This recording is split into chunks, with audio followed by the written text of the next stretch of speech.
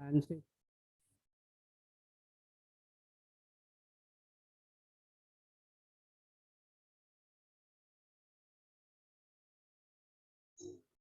Suaranya nggak ada, Pak Megi? nggak ada ya? Ya, ya. Pak Miki, Sorry, suaranya ada belum? kurang terdengar, Pak. Halo. Ya, ini sekarang masuk. Ya. Jadi kita akan lanjutkan ke sesi 4 ya. Jadi di sini terdiri dari 3 pembicara ya, Pak Rolas, Pak Irwansa, dan Pak Dwi Suryanto ya. Jadi karena kita sebagai HRBP ya, seperti tadi awal saya bilang, kebetulan Pak Irwansa ada tugas ya. Ini yang namanya bukan tugas HR, tapi di luar itu hari Minggu juga dapat tugas dari PT. Jadi dadakan nggak bisa hadir ya. Dan saya bisa jelasin nanti kalau ada waktu di belakang akan saya jelasin dikit ya. Dia berkaitan dengan negosiasi tentang bargaining ya. Jadi bagaimana penyusunan tentang PP atau PKB, intinya di situ negosiasi dengan serikat pekerja ya, intinya di situ. Nanti kalau memang di belakang ada waktu saya akan coba uraikan dikit. Pada dasarnya kan materi udah pada terima ya. Dan seperti tadi kita sesi pertama bilang, jadi karena Bu Rami posisinya ada di luar negeri, jadi available-nya agak siang ya, jadi kita taruh di sesi keempat ya. Dan untuk sesi 4 ini untuk pertama kali karena waktunya kita persilakan ya Pak Rolas untuk memaparkan materinya ya. Jadi kurang lebih 10 menit, maksimal 15 menit ya Pak Rolas. Waktu dan tempat silakan Pak Rolas. Baik Pak Miki, terima kasih. Selamat malam. Selamat sore Bapak Ibu sekalian. Pada kesempatan ini saya akan lanjutkan materi hubungan industrial. Saya rasa ini hubungan industrial sudah tidak asing yang tercakup dalam dunia HR. Dan sebentar saya akan share materinya. Sudah dipastikan Bapak Ibu sudah terima materinya ya? Kalau sudah dapat, saya share di sini.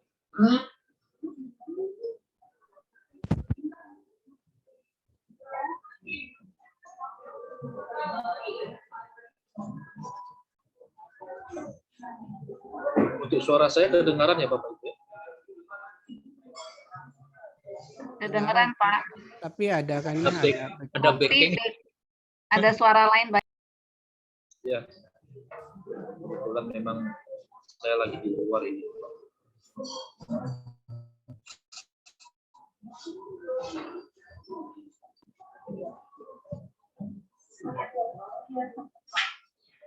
Baik, materi hari ini kita akan membahas tentang penyelesaian perselisihan hubungan industrial pasca Undang-Undang Cipta Kerja. Jadi pada intinya sebenarnya tidak ada perbedaan yang cukup signifikan ya Bapak Ibu ya, perselisihan hubungan industrial sebelum Undang-Undang Cipta Kerja dan setelah Undang-Undang Cipta Kerja. Cuman ada sedikit perubahan terkait dengan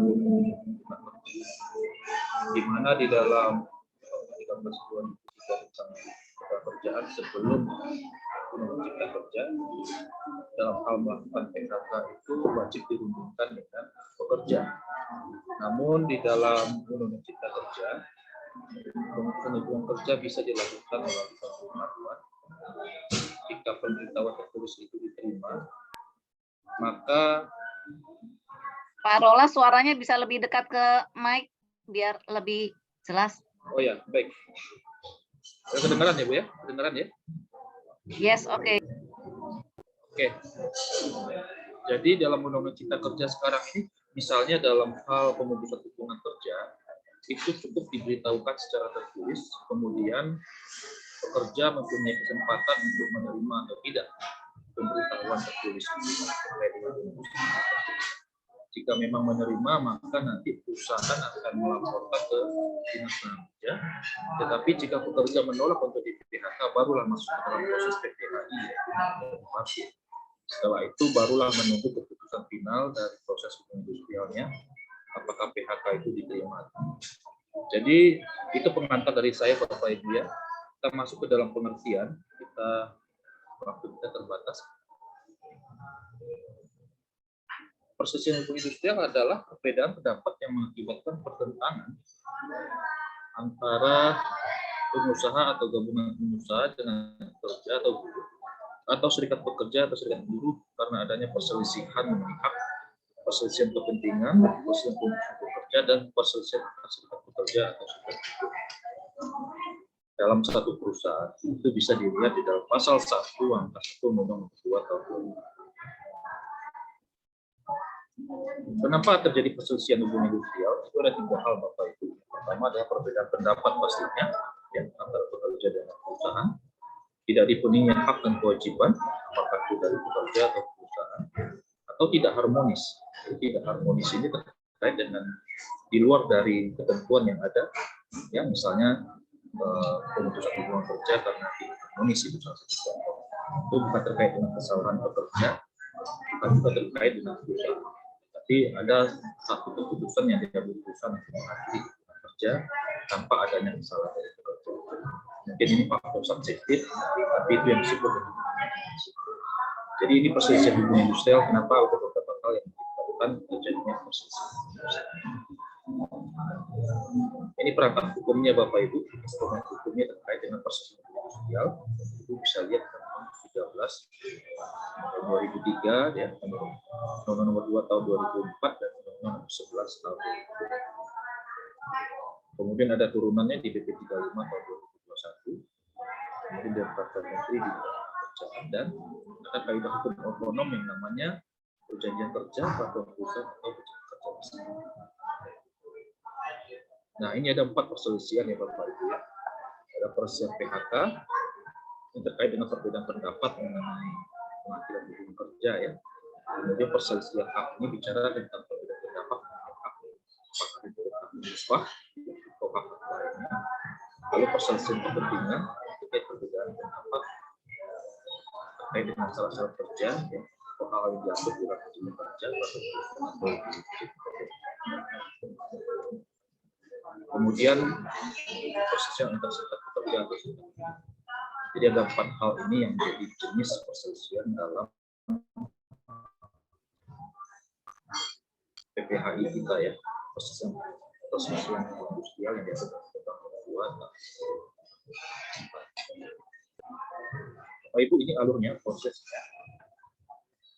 Tahap pertama adalah jika memang contoh jika PHK-nya tidak disetujui oleh pekerja, maka itu masuk ke dalam tripartit. Kemudian masuk ke tahap mediasi, kemudian masuk ke proses PHI dan tahap. Jadi ada jangka waktunya Bapak Ibu. Tripartit itu 30 hari kerja, mediasi itu 30 hari kerja, kemudian perselisihan hubungan industrial itu 50 hari kerja, dan Mahkamah Agung di 30 hari kerja. Itu bisa dilihat dalam Undang-Undang Nomor 2 tahun 2004. Jadi kalau bipartit, maka apabila salah satu pihak tidak sepakat dengan bipartit, bisa melanjutkan ke mediasi. Jika mediasi tidak mendapat persetujuan bersama atau perjanjian bersama, maka nanti dari kalau seperti itu akan tingkat kejuaraan. Dan kemudian jika memang sudah tidak diterima oleh maka bisa melanjutkan ke proses yang lebih tinggi lagi yaitu PHI. Tapi dalam PHI ini harus ada mengajukan gugatan, ya, ada proses jawab menjawab di situ, jawaban dari publik, kemudian nanti masuk kesimpulan dan keputusan. Kurang keras Pak suaranya. Beberapa tahap ya. Karolas suaranya diperjelas. Ya, saya kebetulan lagi di luar. Nah, kedengaran ya Bapak Ibu ya? Jelas ya? Mungkin speakernya agak dekat, Pak. Sekarang agak jelas. Nggak jelas. Oke, speaker saya jelas ya? Jelas, Iya, ya, sekarang jelas. ya. Jadi ini tahap untuk prosedur dari bipartit sampai ke Mahkamah Agung ya. Ada tahapan-tahapannya di sini, ada jangka waktunya, kemudian nanti ada proses yang harus ditempuh apabila di PHI misalnya tidak diterima, apabila salah satu pihak tidak bersedia melaksanakan ataupun menolak putusan dari PHI. itu bisa mengajukan upaya. Namun untuk ke Mahkamah Agung ini ada pengecualian, Bapak. Karena ke Mahkamah Agung itu khusus hanya untuk perselisihan hak dan pidana. Sementara untuk perselisihan kepentingan dan perselisihan hak pekerja atau buruh itu tidak ada upaya hukum kasasi. Berarti putusan PAI ada putusan yang terakhir. Jadi ini tahapan-tahapannya Bapak Ibu. Nah, lalu yang terbaru adalah adanya SEMA nomor 5 tahun 2020. Ini nomor ya, MP ini saya info sedikit, maaf nomor ya, bukan MP. SEMA nomor 5 tahun 2020. Itu berkaitan dengan gugatan PHI yang diajukan sebelum dikeluarkan PP atau pemerintah sebagai pelaksana Undang-Undang 11 tahun 2020 berlaku ketentuan Undang-Undang Nomor 13 tahun 2020. Lalu kemudian PHI berwenang memeriksa dan memutus perselisihan antara anak buah kapal dan perusahaan kapal. Nah, kemudian gugatan PHI yang diajukan dan diperiksa oleh PHI kemudian terbit PP sebagai pelaksana Undang-Undang Nomor 11 tahun 2020, tetapi diperiksa berdasarkan Undang-Undang Nomor 13. Jadi ini peraturan baru dalam Mahkamah Agung terkait dalam menyelesaikan proses hukum judisial di PHI. Nah, ini contoh kasus ya, saya kasih kasus. Ini banyak menjadi pertanyaan-pertanyaan terkait dengan upah proses. Dan saya menemukan salah satu putusan Mahkamah Agung yang berkaitan dengan upah proses. Apakah jika terjadi PHK wajib memberikan upah proses kerja? Jawabannya adalah sesuai pasal 101 Undang-Undang Cipta Kerja. Pengusaha, pekerja atau buruh, serikat pekerja atau serikat buruh, dan pemerintah harus mengupayakan agar tidak terjadi. Namun jika PHK tidak dapat terjadi, maksud dan alasan PHK diberitahukan kepada pekerja, dan jika pekerja menolak PHK, maka PHK melalui mekanisme PPH. Itu pasal 109 Undang-Undang Cipta Kerja mengatakan selama PPH pengusaha dan pekerja atau buruh harus melaksanakan kewajiban sampai selesai proses PPHI sesuai tingkatan. Namun dalam satu kasus jika telah terjadi PHK dan pekerja tidak bekerja lagi, dimungkinkan berlaku asas no pay. Hal ini menjadi salah satu pertimbangan yang Mahkamah Agung nomor 1385 2022 dengan salah satu pertimbangan bahwa terhadap tuntutan upah proses oleh karena penggugat sudah tidak bekerja lagi sejak bulan Mei 2022, maka sesuai harus memulai penggugat tidak bekerja. Nah, ini salah satu contohnya. Suaranya makin nggak kedengeran, Pak. Mungkin nggak usah pakai mic, Pak. Bapak langsung di laptop.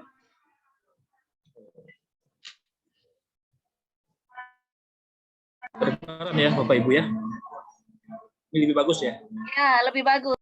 Oke, saya tidak pakai headset. Nah, ini salah satu contohnya Bapak Ibu ya dalam penerapan atau perselisihan mengenai upah proses ya. Ini salah satu contoh bahwa ada putusan Mahkamah Agung yang membolehkan asas no pay ini. Ya, penggugat tidak berhak atas upah proses apabila terjadi proses perselisihan judisial yang berlangsung dan kemudian berdasarkan putusan ini maka berlaku asas no pay. Baik Bapak Ibu, mungkin hanya itu saja. Terima kasih. Jika Bapak Ibu ada pertanyaan silahkan. Dan saya mohon maaf Bapak Ibu ya jika tadi ada yang info. Nanti saya akan perbaiki materinya, nanti saya kirim lagi ke Pak Miki. Terima kasih. Terima kasih Pak Rolas.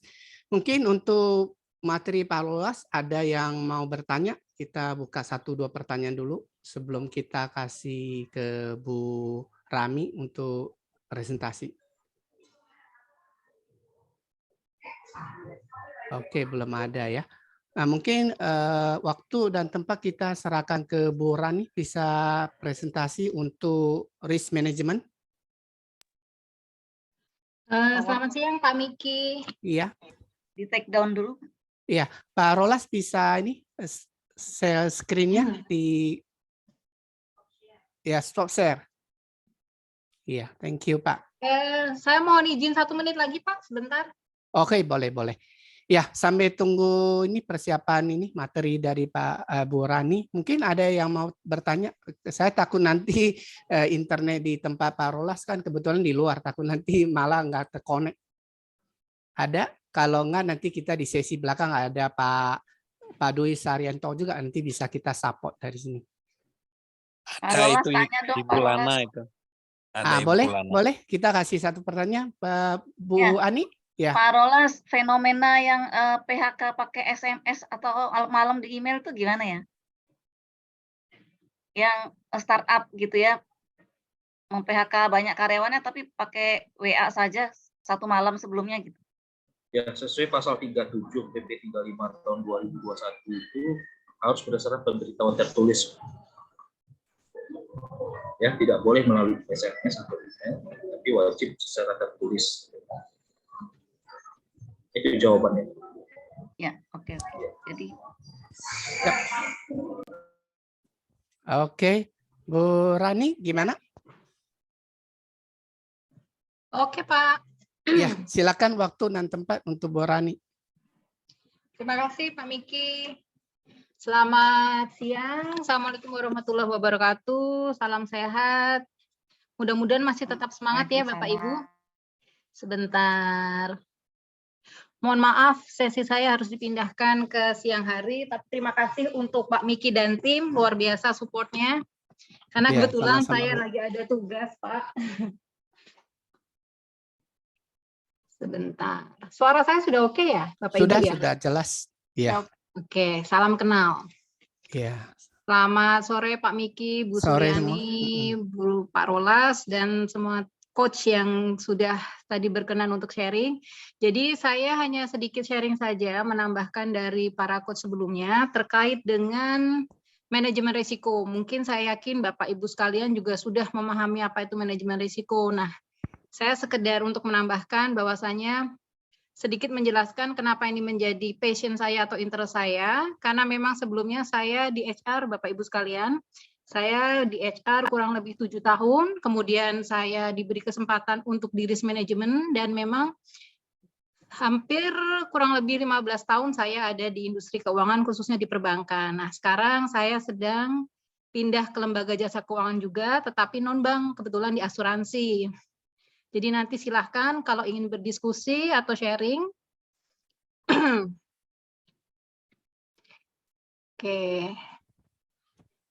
Sudah terlihat ya Bapak Ibu sekalian? Sudah jelas. Oke, terima kasih.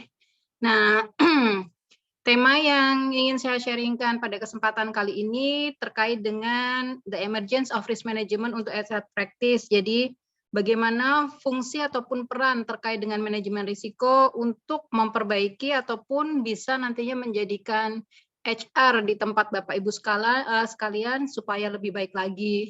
Nah, sebelumnya saya akan paparkan, saya yakin Bapak Ibu sudah mengenal dari tadi juga sudah disampaikan oleh para coach sebelumnya berkaitan dengan risiko-risiko apa sih yang muncul ketika memang terjadi gangguan ataupun proses HR ataupun salah satu bisnis proses terganggu. Nah, kita lihat di sini kalau kita lihat secara umum, apakah risiko itu sebetulnya kalau kita lihat secara definisi, pada umumnya risiko itu berkaitan dengan segala sesuatu yang memang berkaitan dengan pencapaian atau tujuan atau target yang telah ditetapkan. Dari sesuatu yang berkaitan dengan pencapaian tujuan atau target tersebut, risiko itu berkaitan dengan suatu ketidakpastian, ya. Ini saya ambil dari ISO 31000, di mana untuk implementasi ISO 31000 itu digunakan oleh setiap perusahaan, mayoritas memang sudah di lembaga jasa keuangan, baik itu bank maupun non-bank, ya, dengan melakukan yang namanya enterprise risk management. Nah, menurut ISO 31000, risiko adalah suatu ketidakpastian yang muncul, ya, ataupun yang lebih berkaitan dengan efek ketidakpastian pada pencapaian suatu tujuan ataupun target yang telah ditetapkan oleh perusahaan. Sedangkan menurut regulator, salah satunya OJK, risiko merupakan potential loss, ya. Potential loss di sini adalah potensi munculnya kerugian karena adanya suatu peristiwa, di mana peristiwa ini tidak diinginkan ataupun bisa mempengaruhi target ataupun tujuan dari perusahaan. Kalau misalnya di tengah-tengah ada yang mau bertanya, gimana Pak Miki? Nggak masalah ya Pak? Ya, mungkin? langsung aja ya kita Oke. ini lepaskan waktunya. Ya. Nah, kemudian kenapa sebetulnya kita perlu memikirkan tentang resiko, dan saya yakin dari pagi Bapak Ibu sekalian dan juga keseharian sudah mendengar yang namanya istilah VUCA ya. VUCA sekarang sudah bukan menjadi suatu hal yang asing lagi, di mana salah satu unsurnya mengenai uncertainty. Jadi memang kalau kita lihat kondisi saat ini tidak hanya di Indonesia saja, tetapi hampir di seluruh internasional itu mengalami yang namanya uncertainty. Di mana uncertainty ini membawa perusahaan pada kondisi yang dia harus aware dan dia harus berespon secara aktif. Kondisi uncertainty ini bisa muncul karena adanya perubahan. Yang pertama, kalau kita berkaitan erat dengan regulator, tentunya munculnya pengawasan yang ketat dari regulator. Kemudian uncertainty ini juga muncul terkait dengan masalah customer loyalty, ya. Kemudian juga adanya bad reputation yang dialami oleh perusahaan, bisa saja karena produk atau layanannya, atau mungkin karena ada pemberitaan yang tidak baik di media massa. Kemudian juga uncertainty ini bisa muncul berkaitan dengan adanya fraud. Fraud ini bisa dilakukan oleh pihak karyawan internal ataupun dari pihak luar perusahaan. Dan yang tidak kalah pentingnya, uncertainty ini yang bisa menimbulkan suatu kondisi ketidakpastian atau bahkan meningkatkan kompleksitas masalah yang ada, itu berkaitan dengan masalah SDM. Nah, kalau kita bicara SDM, secara overall SDM itu masuk ke dalam bagian dari risiko operasional. Nanti kita lihat apa sih sebenarnya risiko operasional.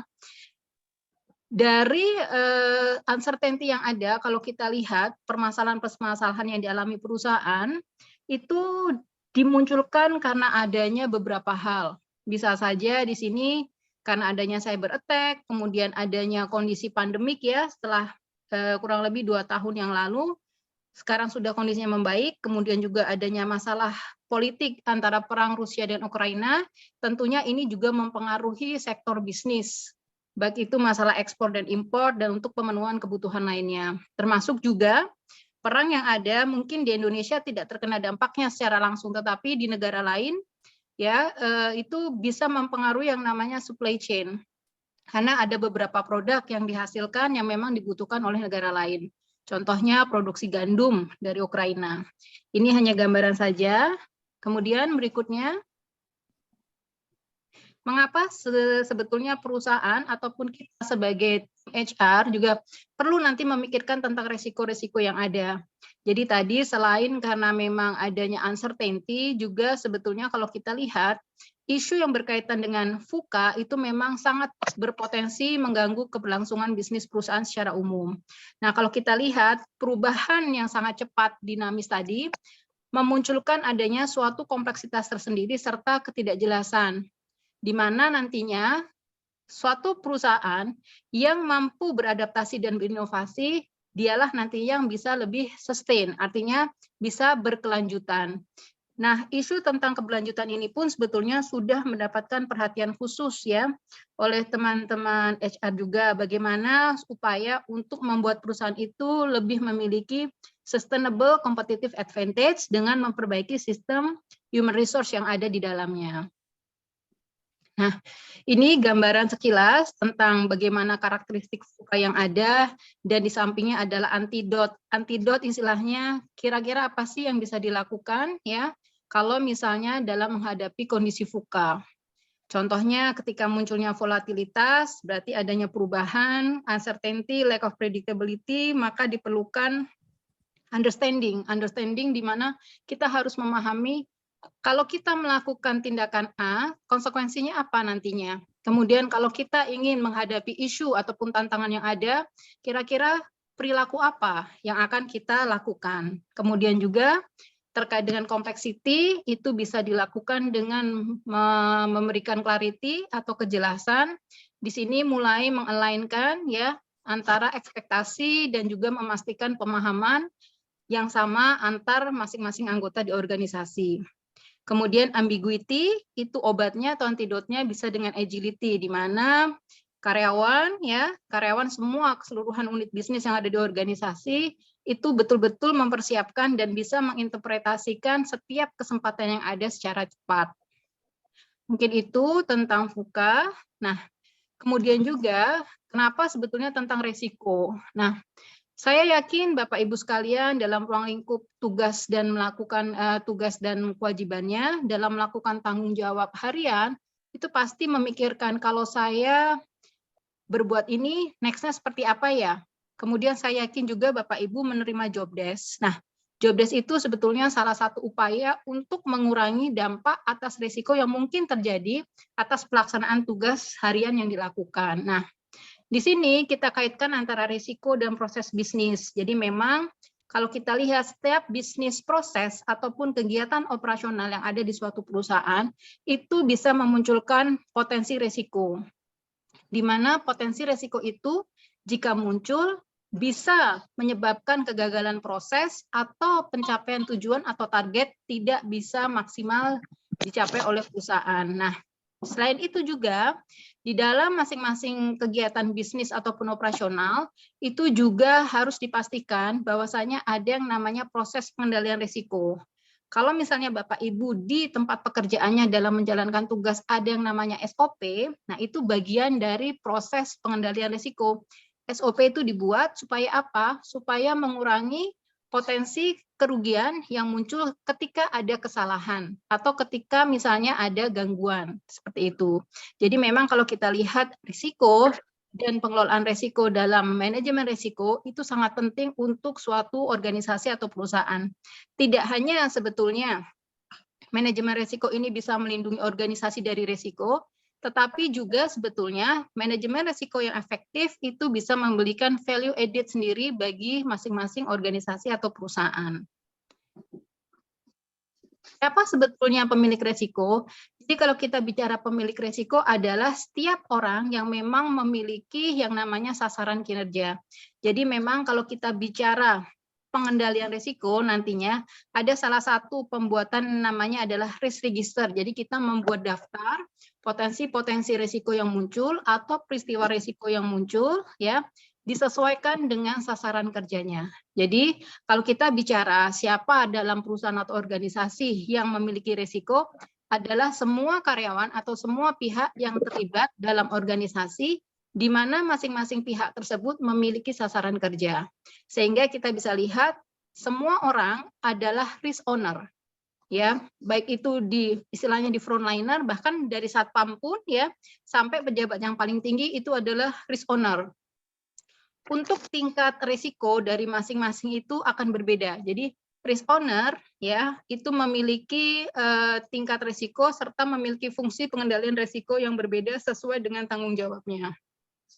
Jadi kalau kita lihat siapa sebetulnya pemilik risiko, manajemen risiko itu menjadi tanggung jawab semua orang atau istilahnya adalah everybody is the risk manager. Ya. Jadi kalau misalnya setelah hari ini mungkin nanti ada kesempatan Bapak Ibu yang bergerak di bidang HR, kita mulai mendalami apa itu sebetulnya peranan manajemen risiko untuk memperbaiki manajemen proses HR yang ada. Nah, untuk pengertian sederhana dari manajemen risiko, ini secara umum saya ambil ya bahwasanya kalau kita bicara apa itu manajemen risiko? Manajemen risiko tadi serangkaian metodologi atau tata cara dan prosedur yang memang digunakan untuk apa? Untuk mengidentifikasi, kemudian untuk mengukur, memantau, dan mengendalikan atas semua risiko yang melekat atau inherent pada organisasi. Jadi kalau kita bicara risiko yang melekat, istilah lainnya adalah risiko inherent pada organisasi. Dan kalau kita bicara risiko yang melekat, itu adalah risiko yang muncul, yang dihasilkan dari setiap kegiatan operasional, ataupun proses bisnis dari organisasi atau perusahaan. Nah, kira-kira apa sih yang difikirkan kalau misalnya kita bicara manajemen risiko? Jadi, manajemen risiko itu mendapat tantangan tersendiri di organisasi. Khususnya kalau kami di lembaga jasa keuangan, baik di bank maupun non-perbankan, karena kami memiliki regulator yang ketat yaitu OJK dan juga Bank Indonesia, itu sudah menjadi kewajiban kami untuk memenuhi yang namanya manajemen risiko, karena kita juga belajar dari kejadian tahun 1998 yang lalu, kalau misalnya Bapak Ibu masih ingat. Karena dari hasil assessment dari pihak internasional, kenapa sempat terjadi kondisi ras yang sangat buruk di Indonesia pada saat itu adalah salah satu halnya kurangnya pengendalian ataupun kurangnya kontrol terkait risiko di lembaga perbankan di Indonesia. Jadi sejak saat itu menjadi concern bahwasanya lembaga jasa keuangan khususnya bank ya pada saat awal itu memang perlu namanya unit manajemen risiko tersendiri. Nah, kenapa manajemen risiko itu menjadi suatu hal yang tantangan yang tidak mudah untuk dipahami khususnya oleh unit bisnis? Kenapa? Karena masih adanya anggapan bahwasanya manajemen risiko itu akan menghalangi setiap pengambilan keputusan bisnis. Jadi kadang agak susah ataupun banyak muncul sikap tidak kooperatif dari unit bisnis ketika kita sudah mulai bicara risk management. Kemudian juga kalau kita bicara manajemen risiko yang menjadi tantangan apa? Seolah-olah ini menjadi tugas tambahan, tugas harian. Yang memang sebetulnya tugas harian kita tuh sudah lebih banyak ataupun overload istilahnya. Dan juga kalau kita bicara manajemen risiko, tantangannya adalah dianggapnya menambah birokrasi. Jadi sebelum approval harus ada langkah ini, langkah ini, langkah ini. Nah, seperti itu. Dan yang paling tidak disukai adalah menambah pekerjaan administratif. Kenapa kita bicara pekerjaan administratif? Karena kalau kita bicara risk management, artinya adalah salah satu dari kegiatan proses yang tadi kita bilang manajemen risiko adalah melakukan proses identifikasi, di mana identifikasi ini hanya bisa dilakukan oleh unit bisnis dan nantinya dikonfirmasi kepada teman-teman di unit risk management. Termasuk unit bisnis di sini adalah HR.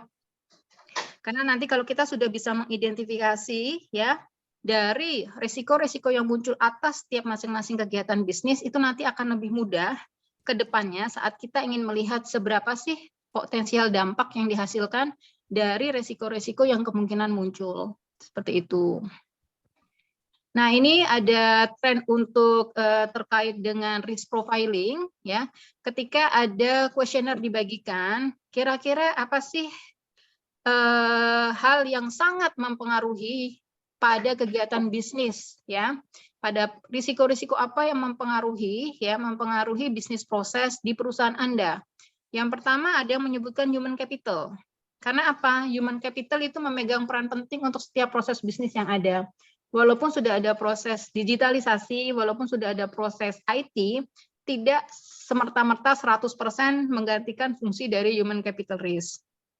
Kemudian di sini juga ada crime ataupun IT risk. Nah, kemudian di sisi yang kedua, selain dari melihat profiling dari risiko apa yang kira-kira membahayakan dari bisnis proses yang ada di perusahaan, itu juga ingin dilihat seberapa efektif dari organisasi pada saat organisasi itu sudah bisa mengelola risikonya.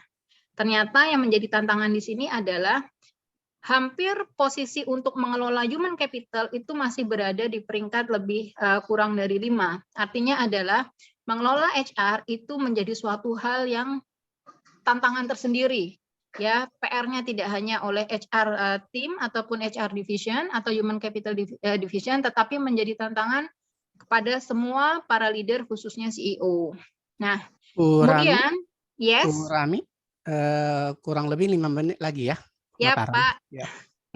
Terima kasih, Pak Miki. Nah, kemudian kalau kita bicara dengan HR risk management, seperti yang saya sampaikan di awal, HR itu bisa menjadi bagian dengan risiko operasional. Jadi, banyak risiko yang muncul di lingkungan bisnis, salah satunya adalah risiko operasional. Secara umum, risiko operasional itu dapat didefinisikan kalau misalnya terjadinya potensi atau risiko kerugian yang memang disebabkan karena tidak memadainya atau terganggunya proses internal. Proses internal di sini adalah proses di mana Bapak Ibu melakukan fungsi bisnis dan kegiatan operasional. Bisa saja tidak dijalankannya SOP, nah itu menjadi salah satu contohnya.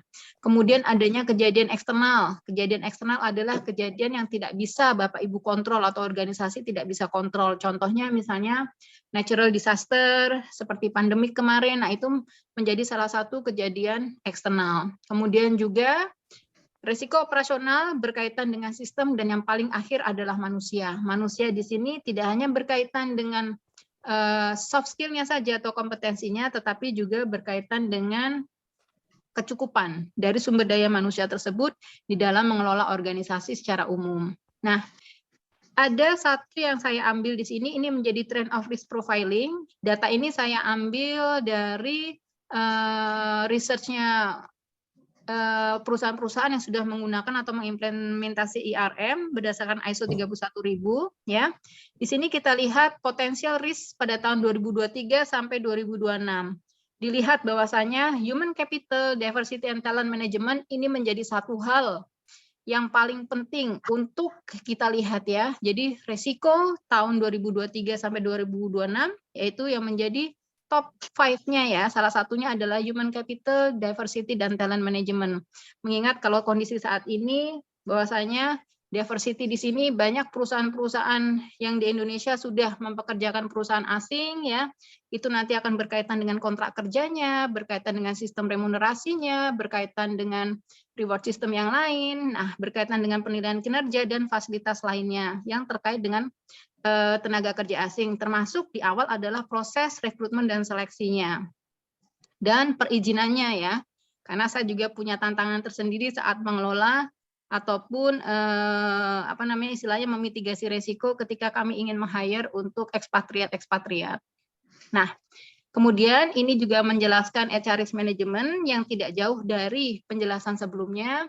Bahwasanya kalau kita bicara HR risk management means suatu pendekatan sistematik yang lebih spesifik untuk bisa mengidentifikasi dan kita bisa melihat apa saja sih resiko-resiko yang berkaitan dengan people, baik itu berupa ketidakpastian dan apa saja yang menjadi peluang di dalamnya. Satu hal di sini yang digarisbawahi, kita fokus di HR risk management berarti how to manage the risk according to the people tanpa harus melupakan risiko operasional secara keseluruhan itu seperti apa. Nah, ini ada beberapa facts ya tentang HR kondisinya saat ini. Bahwasanya human capital menjadi biggest concern, kemudian juga human capital may become the biggest risk in business karena apa? Dalam suatu organisasi, human capital itu adalah major roles ataupun kalau kita bicara selain fungsinya, human capital itu juga bisa memunculkan potensi kerugian yang lain. Nah, kemudian juga adanya isu mengenai potential of losing productivity karena adanya ketidakhadiran karyawan, itu juga menjadi isu di dalam HR saat ini. Kemudian juga terkait dengan employee engagement. Semakin karyawan itu engage, berarti semakin juga performa dari suatu organisasi itu lebih baik dibandingkan dengan yang lainnya. Seperti itu. Kemudian ini gambaran besarnya saja. Apa fungsi dari risk management? Pada prinsipnya kalau kita bicara HR risk management itu memiliki tujuan bagaimana menyeimbangkan antara fungsi dari HR tersebut dan pengelolaan dari human capital atau HR di dalam konteks prosedural yang pas, di dalam kompleks tata kelola yang sesuai, dan juga melakukan pengelolaan risiko yang lebih baik. Kemudian juga tujuan dari HR risk management di sini adalah untuk meningkatkan probabilitas serta lebih meningkatkan positive impact ya untuk organisasi dan mencoba untuk menurunkan frekuensi adanya loss ya ataupun dampak yang signifikan bagi organisasi. Dan juga yang paling penting, HR risk management juga memiliki kontribusi yang aktif sebagai upaya untuk menciptakan dan mempertahankan adanya risk culture. Jadi kalau kita bicara culture tidak hanya budaya perusahaan saja, tetapi juga bagaimana mencoba membangun yang namanya risk culture dalam suatu organisasi sehingga nantinya bisa memunculkan inovasi dan kreativitas tersendiri untuk semua anggota organisasi. Ini yang kira-kira HR potential risk-nya ya, nanti mungkin Bapak Ibu bisa baca apa saja sih yang menjadi isu atas HR potential risk. Ada staff turnover, internal fraud. Nah, isu-isu atau peristiwa risiko ini yang nantinya secara spesifik bisa dimasukkan ke dalam risk register. Ya, sehingga nanti membantu untuk Bapak Ibu sekalian untuk melihat kira-kira isu ini frekuensinya berapa banyak ya terjadi di perusahaan, kemudian dampaknya bagaimana. Nah, sebagai antisipasinya kita harus melakukan apa? Nah, teman-teman di HR tidak bergerak sendiri. Nanti pastinya dibantu oleh unit yang berkaitan ataupun yang mengelola manajemen risiko. Mungkin itu Pak Miki. Nah, ini hanya gambaran saja secara menyeluruh bagaimana pengelolaan manajemen risiko ketika sudah dilakukan di masing-masing HR proses, sehingga nantinya bisa membuat organisasi itu tetap bertumbuh dan berkelanjutan. Siap, Mungkin Bu. itu ya Pak Miki, Ya, karena keren ya, keterbatasan Bu. waktu. Jadi dari pemaparan kita bisa tahu ya, risk management itu betapa pentingnya ya kita sebagai strategi partner ya bagi Betul sekali. organisasi ya. Jadi nanti pertanyaan kita setelah ini pemaparan ini topik terakhir ya dari Pak Dwi Saryanto. Jadi topik Pak Dwi Saryanto ini kelihatannya memang rangkuman, makanya kenapa saya taruh di belakang ya. Di situ ada IR di sejak sesi pertama udah dipertanyakan ya, industrial relation ya, dikaitkan dengan hybrid juga ya, hybrid. Jadi memang zaman sekarang hybrid dan masuk ke milenial ya. Jadi kita zaman sekarang era agility kita tidak akan terlepas dari milenial ya. Jadi waktu dan tempat kita serahkan ke Pak Dwi Saryanto ya, kita tunggu pemaparannya. Baik, terima kasih Pak Wiki, Pak Miki, kemudian Bapak Ibu semuanya, para suhu. Assalamualaikum warahmatullahi wabarakatuh. Selamat pagi dan tetap semangat nih walaupun terakhir ya. Saya kita harus salam pagi. Mengikuti semangatnya Pak Mr. Rosana. Merdeka begitu. Baik. Bapak Ibu, mohon izin saya slide share. Ya, saya ke bagian yang terakhir nih kebetulan. Tapi ya sebenarnya saya tidak merangkum dari semuanya. Kebetulan saja materinya ini mungkin bagian daripada itu yang tadi disampaikan oleh Pak Miki gitu ya.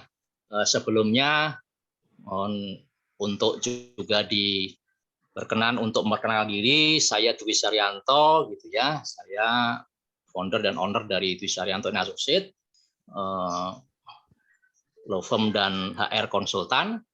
Dan di sini juga ada guru-guru saya gitu ya. Itu ada Pak Hidayat, itu dulu senior saya, guru saya.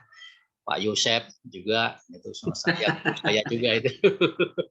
Saya ini termasuk orang yang salah jalur gitu ya, tadi Pak Yosep juga. Gitu. Saya yang dulu itu ngurusi ngurusi baut-baut gitu karena teknikal. Kemudian harus ngurusi pasal-pasal gitu ya, pasal. Terus ngurusin hatinya orang gitu. Ya. Nah, bertobat. Nah, kemudian ya kemudian saya ngambil di hukum dan saya ngambil di bisnis. Ya, Bapak Ibu, tadi kita sudah dari pagi kita sudah dapat gambaran dari beberapa kondisi perkembangan bisnis, perkembangan ekonomi tentunya ya, dan bahkan yang terakhir tadi perkembangan dunia juga, globalisasi gitu ya. Bagaimana perkembangan ekonomi ini pergerakannya gitu kan ya, banyak faktor internal, faktor eksternal gitu, sebagaimana yang juga selalu kita dengung-dengungkan gitu ya, dengung-dengungkan era apa namanya ya, kalau bahasa-bahasa keren yang selalu di teman-teman kita sampaikan itu kan istilahnya industri 4.0, pergeseran gitu. Dan tentunya era-era ini juga kemudian berdampak kepada kolaborasi, berdampak kepada pola dalam konteks penanganan pengelolaan ketenaga kerjaan. Ya satu contoh gitu ya, kalau dulu bekerja masih menggunakan tenaga otot itu yang dominan, maka ya SDM-nya banyak, tenaga kerjanya banyak, bergeser mulai menggunakan yang namanya alat ya, yang dulu ditemukannya kettle uap gitu ya. Nah, sudah mulai mengurangi orang. Nah, pada saat mengurangi orang atau kemudian katakan tidak mengurangi orang, industri itu juga akan berpengaruh kepada kemudian sistem perencanaan bisnisnya, gitu kan ya. Karena penggunaan orang tentunya juga akan semakin ke sini. Nah, yang terakhir sekarang lagi digencar-gencarkannya dengan pola energi listrik ya, motor listrik, mobil listrik. Gitu. Nah, coba kita lihat dari situ aja. Gitu ya. Kalau kemudian itu motor listrik, mobil listrik itu benar-benar kemudian diterapkan, geser begitu, berapa banyak industri otomotif yang kemudian tergusur, gitu ya? Yang tadinya produksi piston sudah nggak ada piston lagi, gitu kan ya? Yang tadinya produksi tangki bensin sudah nggak ada lagi, sudah nggak pakai bensin, gitu ya. Nah, itu juga mempengaruhi proses bisnis, ya. Nah, kemudian juga pergeseran semakin tingginya teknologi, ya, semakin tingginya teknologi. Kemudian kita AI, kemudian IoI, Internet of Things, itu semuanya ke internet. Kita nyebutnya sekarang bahasa gaulnya gitu adalah Society 5.0, masyarakat 5 gitu ya. Apa maksudnya lagi yang gitu? Nah, ya intinya adalah bagaimana sekarang ini memang masyarakat komunitas ini itu tidak bisa terlepas lagi dengan yang namanya teknologi itu. Gitu ya. Tidak bisa lepas lagi dengan teknologi. Bisnis juga tidak terlepas lagi, tidak bisa lagi lepas dari itu. Tidak bisa lepas lagi dari teknologi. Suka tidak suka, mau tidak mau, sudah harus juga bergeser. Itu ya teknologi. Nah, sekarang orang hanya berbekalkan, ya kemarin Pak Ganjar itu ya, Pak Ganjar nyampaikan gitu. Sekarang ada anak muda yang hanya berbekal, kamu tanya, bertanya, gitu jadi duit sekarang. Gitu ya, begitu jadi duit sekarang. Nah, kayak itu juga mempengaruhi dunia industri. Nah, kemudian juga ditambah dengan strateginya dari pemerintah sendiri yang kayak tadi itu ya, bagaimana mengaplikasikannya gitu. Bagaimana mengaplikasinya itu akan sangat berdampak. Sangat berdampak. Ya, kemarin juga pada geger gitu ya. Nah, saya waktu masih mungkin ya setengah tahun yang lalu beli setbox itu masih 110. Sekarang kemarin sejak tanggal 2 Desember itu setbox itu sudah 300, 400 gitu ya. Itu juga pola-pola yang mempengaruhi. Belum lagi tambah kemudian ini tadi ya, yang sudah dibahas para pembicara di depan tentang apa namanya, gap generation gitu ya, era-era. Walaupun tadi juga Pak Dayat menyampaikan sebenarnya ya tidak ada dikotomi gitu. Tidak ada dikotomi dalam konteks bisnis. Karena kan tadi Bu Suryani menyampaikan apapun yang dilakukan, apapun yang diupayakan, apapun yang disiapkan gitu ya. Kan goal-goalnya adalah produktivitas. Benefit, untung gitu kan ya. Gitu. Jadi sebenarnya dalam konteks itu nggak ada dikotomi gitu. Mau yang tua, mau yang setengah tua, mau yang muda, mau yang sangat muda, itu goal-nya adalah productivity. Goal-nya adalah how to create value business. Kan begitu sebenarnya. Ini ada dikotomi. Cuma suka tidak suka, mau tidak mau, memang era-era itu, masa-masa itu ada. Gitu ya, era itu ada. Dan masing-masing pada eranya, pada masing-masing pada masanya, polanya juga berbeda. Dulu saya sama Pak Yosef mungkin mainnya main kelereng gitu. Sekarang masih ada nggak orang bermain kelereng? Nggak ada lagi. Gitu kan ya. Nah, itu juga mempengaruhi. Nah, bagaimana kemudian kolaborasinya? Ini yang saya yang intinya adalah di sana. Bagaimana kemudian kita mengkombinasikan antara kondisi fakta di lapangan tadi, globalisasi, faktor ekonomi, VUCA, agility, kemudian dunia maya yang sudah begini, yang orang sudah sekarang ini ngomongin tentang apa big data gitu ya.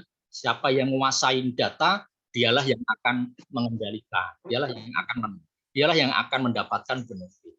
Nah, era raba begini, bagaimana kemudian kita mengkolaborasikan itu di dalam kemudian kaitan di bisnis kita. Melihat kondisi internal, kemudian melihat itu, bagaimana kemudian kita menselaraskan dalam konteks akhirnya tadi, how to create values business tadi akhirnya gitu ya, bagaimana kemudian menghasilkan duit, menghasilkan keuntungan gitu ya, tanpa kemudian menjadikan satu hambatan-hambatan yang signifikan. Kaitannya dengan sistem, kaitannya dengan kalau tadi di pagi itu Cak Awi tadi yang menyampaikan, sebenarnya ada 3 hal yang menjadi concern kita adalah yang pertama adalah sistem, yang kedua adalah tool, yang ketiga adalah people. Nah, bagaimana kita mengkombinasikan 3-3 ini? Sistem tadi juga sudah dikaitkannya dengan era digital. Pak Yusuf tadi yang menyampaikan gitu, ada banyak tool yang dipakai. Ya. Nah ini ya Bapak Ibu, ini era sekarang sudah growth, big data, dan semua menggunakan di sana. Ya. Saya juga tidak akan banyak kan, termasuk ini ya, gap generasi saya juga tidak mengulas lagi karena tadi pagi sudah diulas sama pembicara yang sebelumnya, yang tadi saya sampaikan, suka tidak suka, mau tidak mau memang era itu ada, dan fase-fase itu memang harus dijalani. Dulu saya masih punya teman pengacara senior dan sering muncul di TV gitu, muncul di televisi, yang debat menjadi panelis dan lainnya gitu, tapi nggak bisa menggunakan komputer, nggak bisa menggunakan laptop. Jadi kalau membuat gugatan, membuat lain-lain itu masih pakai tangan. Pada saat ada pelatihan dengan Mahkamah Konstitusi di puncak itu ya, dibuat bagi tugas, ya dan nggak bisa dia pakai tulis tangan itu. Nah itu karena memang orang senior dulu.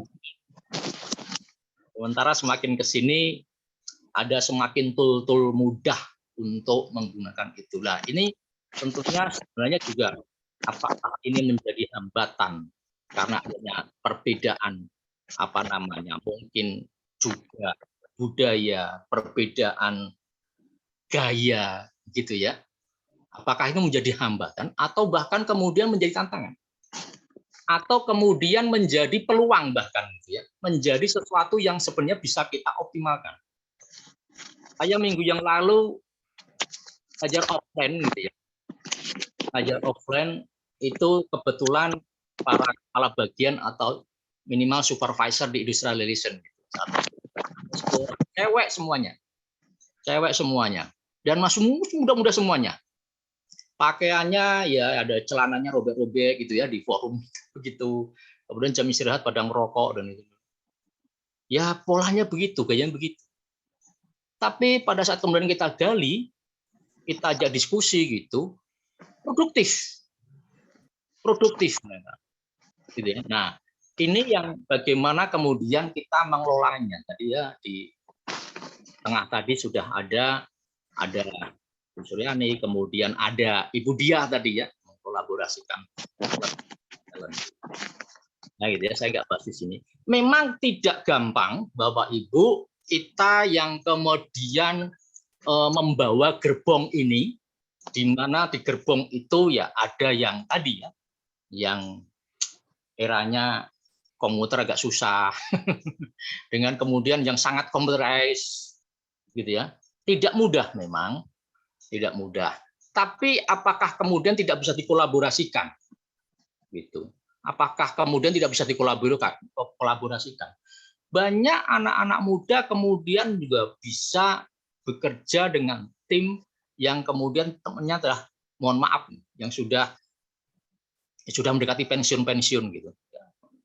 Sementara sebaliknya, teman-teman kita yang sudah mendekati pensiun juga bisa berkolaborasi kok dengan. Nah, tinggal kemudian kita memahami gitu ya. Nah, ini fakta-fakta di lapangan yang kita lihat ya, penggunaan teknologi, kemudian perkembangan proses gitu.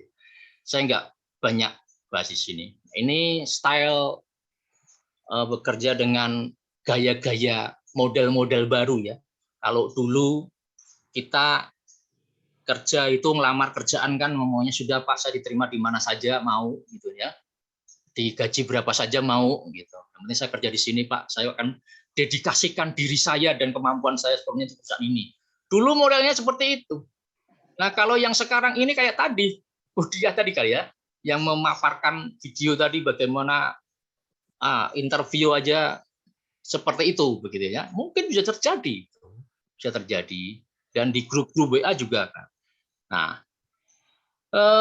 fakta-fakta ini dari beberapa riset yang milenial yang di risetnya di Indonesia yang kita dapatkan, mungkin juga tadi sudah ada beberapa yang memaparkan ya, dalam konteks pencarian job, kemudian apa sih yang menjadi concern para milenial ini untuk tinggal di atau stay pada jobnya gitu ya, agar kemudian ya tadi engage gitu ya. Kemudian juga hal-hal lain ini ya enggak bahas. Nah, yang saya lebih concern adalah bagaimana ini yang mungkin nanti akan kita kolaborasikan bareng ya, kita bahas bareng, kita elaborasi bareng. Bagaimana kemudian kita mulai, karena kan kalau tadi pagi itu Pak Cak Awe itu nyampaikan HRBP, Human Resource Business Partner, gitu kan ya.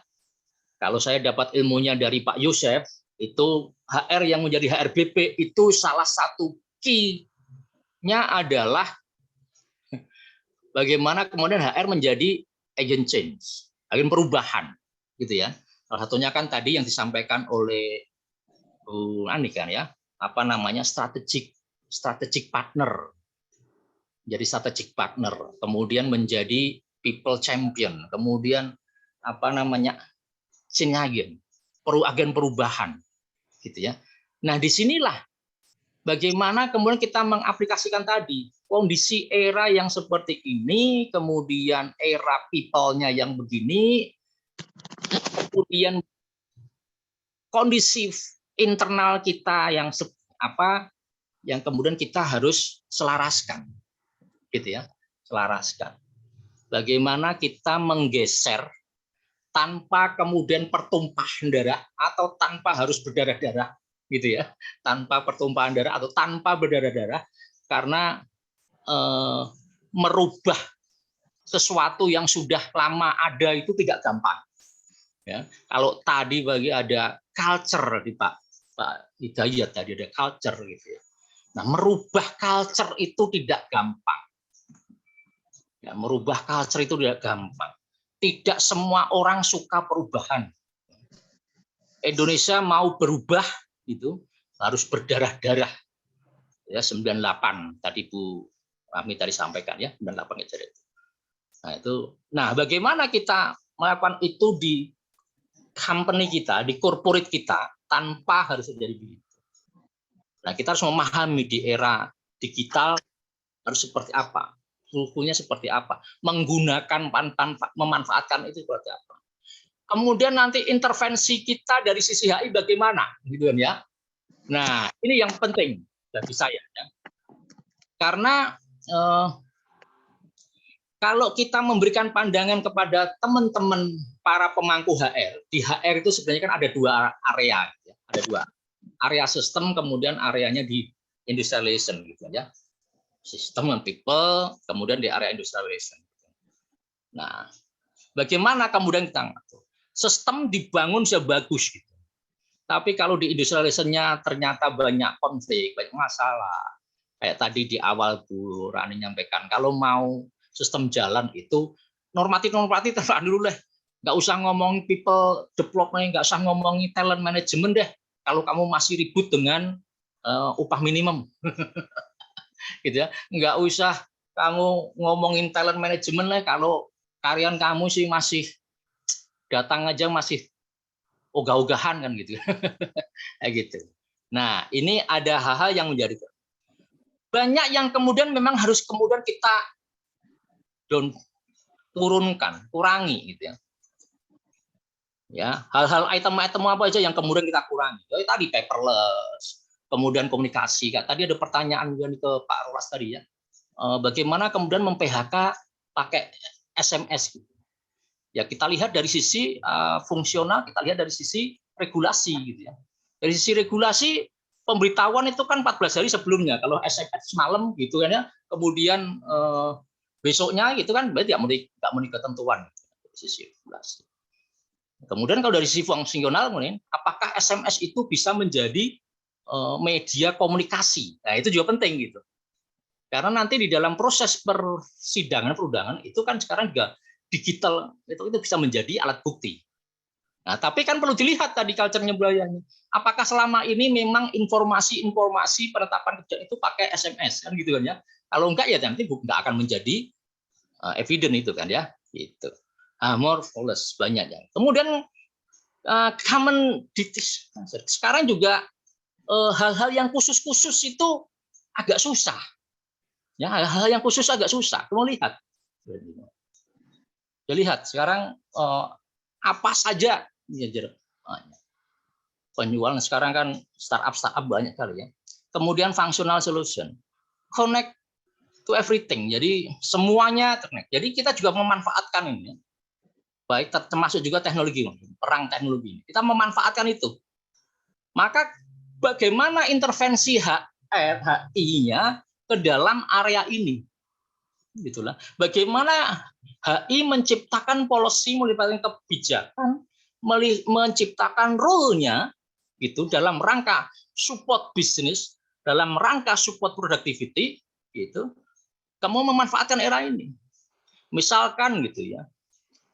Memberikan informasi-informasi, orang-orang kita itu sekarang kan udah melihat apa namanya, sekarang kan hampir dibilang 97% anak milenial itu setiap menit buka gadget gitu kan ya. Nah, mungkin kita pakai di situ, entah Facebook, kita pakai juga apa namanya Twitter, kita pakai juga TikTok, kemudian informasinya di situ gitu ya. Grup manfaatkan itu ya. Nah, kayak begitu ya. Itu intervensi-intervensi. Rule-rule kebijakan-kebijakan yang tadi didesain, sistem yang didesain untuk menciptakan productivity tadi itu coba manfaatkan era ini. Oke, kemudian juga apa namanya ini ya, bagaimana kita konsen di tadi gitu. Ada personal flexibility, ya, memudahkan setiap individu itu untuk competitive advantage, accountability tadi di awal. Gitu ya. Nah, ini yang terakhir gitu Bapak Ibu, bagaimana kita menselaraskan kalau kemudian kita pakai 4 kotak pemetaan gitu ya, entah di EC, entah di dalam konteks apa namanya performance gitu ya, 4box, 6box, 9box gitu.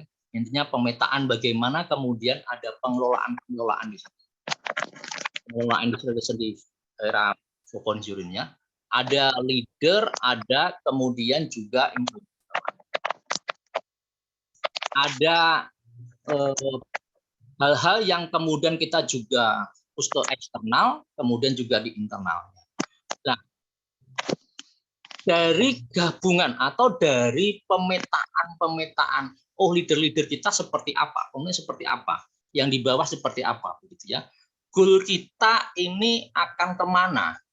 Kemudian kondisi internal kita seperti apa, maka kita akan menetapkan satu pola, satu sistem, gitu ya. Satu pola, satu sistem. Apa yang perlu kita lakukan? Kemana sih kemudian perusahaan atau manajemen menetapkan kebijakan dalam konteks pengelolaan? Mungkin nanti bisa diarahkan kepada kemudian ada kompetensinya, gitu ya. Karena sudah memahami, memetakan tadi kondisi leader, kondisi suppliernya gitu ya, terus goal perusahaan, ya kan. Preference kita memahami kondisi anak-anak milenial gitu ya. Nah, bagaimana kemudian kita menciptakan satu policy, satu kebijakan dikaitkan dengan produktif, dikaitkan dengan kondisinya dia, anak-anakmu ini, gitu kan ya. Apa nih yang menjadi preferensinya dia? Mungkin kaitannya dengan productivity ya, kayak tadi disampaikan di pembicaraan sebelumnya ya. Mungkin apakah kemudian bonus ini menjadi preferensinya dia enggak nih, gitu kan ya. Insentif mungkin enggak jadi preferensinya dia, tapi mungkin pengembangan diri, gitu ya. Mungkin pengembangan diri, apa namanya sekolahkan atau apa, itu mungkin menjadi preferensinya anak-anak milenial. Nah, fokus itu yang kita perlu lihat gitu, dalam konteks. Kemudian hal yang lain itu jelasnya ya. Nah ini connectivity-nya gitu ya. Untuk bisa kita dapatkan tadi ya, bagaimana yang situasi yang memang sekarang ini personal flexibility, orang itu pengennya memang agak nggak mau terikat, agak bebas, kayak tadi Bu Suryani nyampaikan gitu ya, anywhere, anytime gitu kan, mungkin yang lain gitu kan ya, nah kayak begitu. Kemudian juga kondisi atau culture leader figure, culture yang ada di perusahaan barangkali accountability-nya, pertanggungjawabannya, tuntutan dalam konteks produktivitasnya. Bagaimana kita meramu ini? Nah, kalau dalam konteks HI ini yang selalu kita mungkin sudah menjadi daily-nya orang HI gitu ya. Highly respect untuk bisa menciptakan tadi itu. Penghormatan, penghargaan yang tinggi.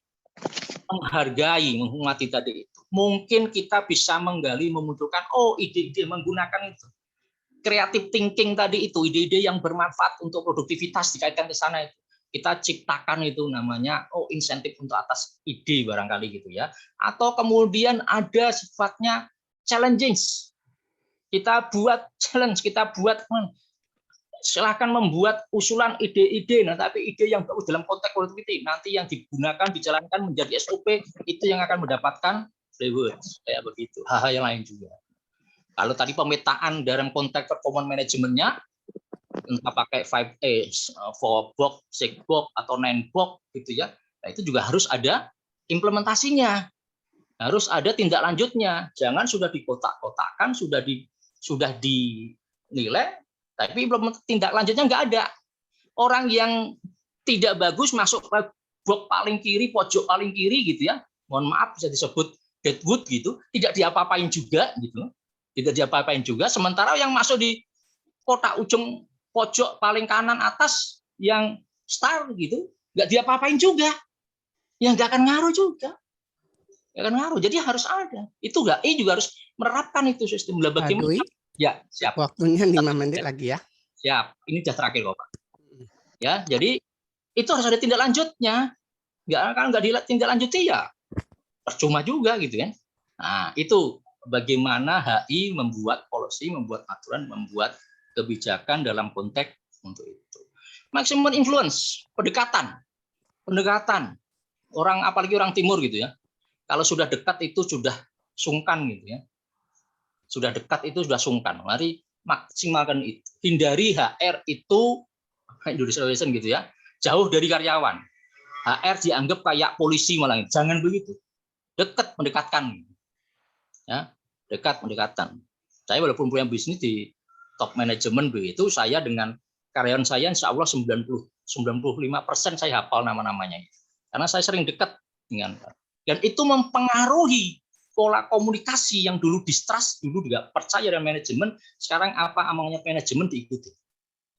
Gitu ya, maksimal itu. Authentic emotion to display gitu ya. Nah, sekarang orang nggak senang dengan kepura-puraan. Jadi ya sampaikan aja kayak tadi Pak Yosep menyampaikan gitu, harus jujur gitu. Dapat ilmunya dari Pak Roscan kan. Jadi ya sampaikan gitu, tampilkan itu. Kemudian sampaikan dengan secara clear, apa yang menjadi fokusnya perusahaan. Saya dengan serikat pekerja saya sampaikan, dengan bisnis saya ajari dalam hitung bisnis, saya ajari hitung-hitungan bisnis, saya ajari ini pendapatan kita, saya ajari. Agar kemudian dia juga ikut mikir tadi, dalam konteks engagement tadi ya. Gitu. Nah, ini yang hal-hal kolaborasinya dalam konteks tadi ya. Kemudian yang terakhir adalah listening skill, bagaimana kita mau dengar. Orang itu banyak yang maunya didengar, tapi nggak mau mendengar orang. Ini jadi problem. Ini kalau saya menyatakan itu haramnya orang itu begitu. Jangan hanya mau didengar, tapi nggak mau dengar. Itu haramnya orang industrial relation. Ya. Nah, bagaimana membuat pola-pola itu Anda mengerti, karena ada peran fungsi intelligence. IR itu mempunyai punya untuk bisa mendapatkan tadi informasi menjadi intel gitu ya. Itu harus mendengar. Nah, bagaimana Anda bisa dapatkan informasi ini? Itu Pak Miki, gambaran kita itu dari dalam konteks intervensi IR ini untuk kolaborasi dalam konteks era hybrid tadi itu dengan di anak-anak milenial ini. Tool-tool HR diarahkan kepada pemanfaatan penggunaan yang memang sekarang ini common gitu ya, yang sekarang ini digunakan oleh dua area tadi. Gitu. Terima kasih Pak Miki dan Bapak Ibu semuanya. Mohon nanti ya terima kasih semuanya. Saya Seperti terima kasih. saya bilang, ini boleh dikatakan hampir menjadi ya topik perangkum dari sejak pagi ya, topik sampai sekarang. Oke, kita buka sesi tanya jawab ya. Ada yang mau interaktif boleh buka mic ya, atau mau chat juga bisa, atau mau raise hand dulu, nanti kita akan ngatur. Silakan bagi ada yang mau bertanya, mungkin ada pertanyaan yang belum terjawab di tempat kerja, bisa kita ungkapkan di sini. Di sini pada pakar ini akan memberikan solusi. Oke, sampai tunggu ini ya, pertanyaan-pertanyaan mungkin saya slide-kan materi dari Pak ini ya, Pak Irwansyah.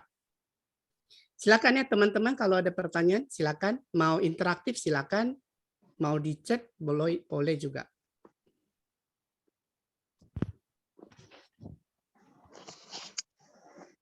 Ada yang mau tanya?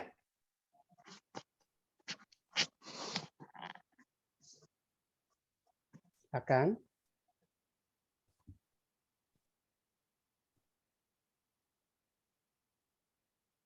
Selamat sore Pak Miki, izin bertanya, saya Lana. Ya, silakan Bu. Sebenarnya sih nggak terlalu ini ya untuk pertanyaannya, nggak tahu berbobot apa enggak, cuma ada sedikit kendala sih. Jadi kan di saya ini kan Pak, kita memang sudah mulai mau digitalisasi ya, jadi pakai sistem tuh, udah pakai sistem HR. Cuma kendalanya tuh kemarin pengen menggunakan apa namanya untuk overtime sendiri sih Pak. Untuk digitalisasi ini untuk overtime itu, pengajuan overtime itu apakah Bapak Ibu tuh masih manual ataukah tetap harus manual karena harus ada approval tanda tangannya si karyawan, ataukah sudah bisa pakai sistem? Kan kadang ada menu untuk pengajuan tuh Pak. Itu aja sih kira-kira.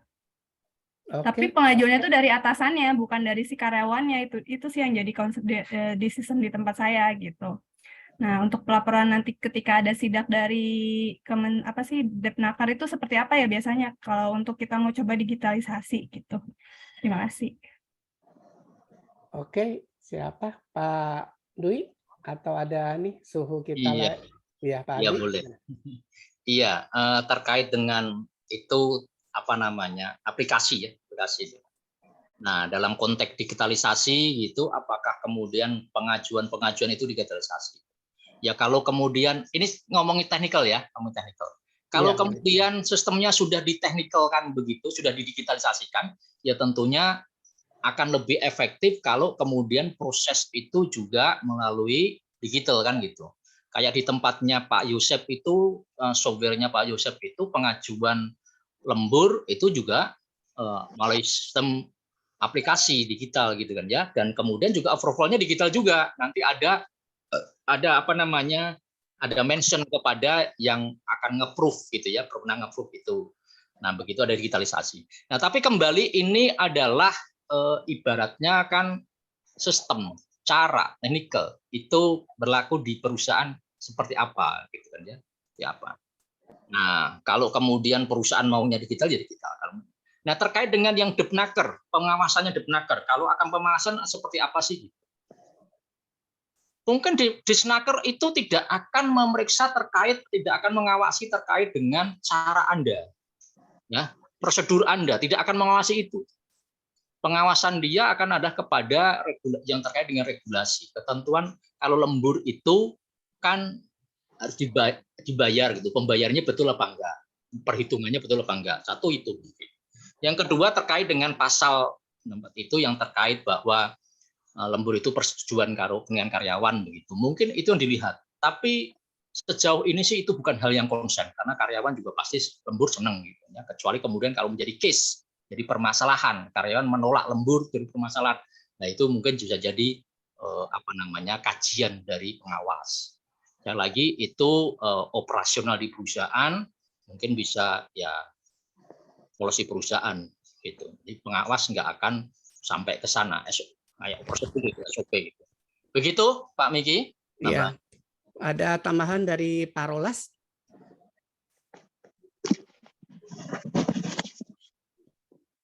Halo, Pak Rolas masih online? Ya. Nah, ada tambahan nggak Pak terkaitan ini pertanyaan dari Bu Lana? Ya, kembali kepada regulasi ya Pak ya. Selama sistemnya itu cocok dengan atau bukan cocok ya, kalau memang regulasi sudah mengatur tentang lembur itu kan sudah jelas. Pertama adalah harus adanya persetujuan dari pihak pekerja, karena kan lembur ini kan tidak wajib. Pekerja bisa menolak, ya. Lembur itu terjadi karena kebutuhan. Ketika ada sesuatu hal yang memang membutuhkan tenaga pekerja, maka karena kebetulan kan sistem jam kerja sudah diatur dengan jelas di regulasi, ya. Nah, ketika ada tambahan jam kerja, ya tentu kan ada ketentuan mengenai lembur. Nah, pekerja itu, jika memang pekerja itu setuju dengan lembur, ya oke, berarti lembur. Kalau tidak, berarti tidak bisa dipaksakan. Tergantung nanti kalau bagaimana sistem digitalisasinya. Kalau memang digitalisasinya itu mensupport regulasi juga nggak ada masalah, Pak. Ya. Justru itu mungkin akan membuat lebih baik sistem lemburnya. Mungkin itu aja, Pak. Terima kasih. Oke, terima kasih. Ya, mungkin dari Pak Dwi sama Pak Rola sudah cukup jelas ya. Jadi saya tambah dikit aja.